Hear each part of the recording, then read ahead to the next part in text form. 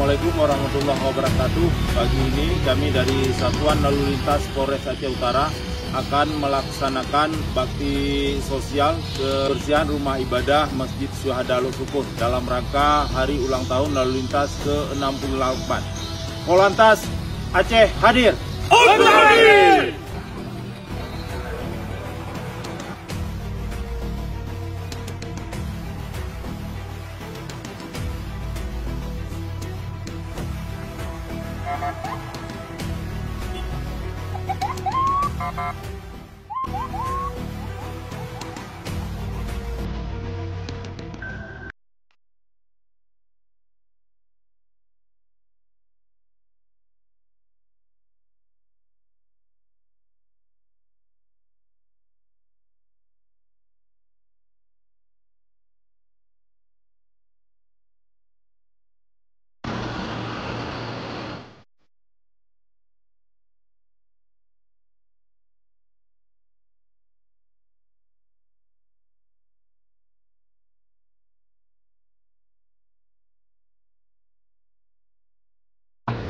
Assalamualaikum warahmatullahi wabarakatuh.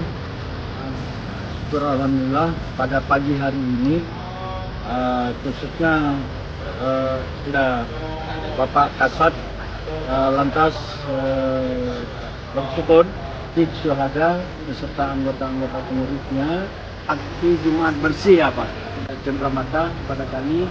Dan alhamdulillah ini kami mengucapkan banyak terima kasih Pak Kasat.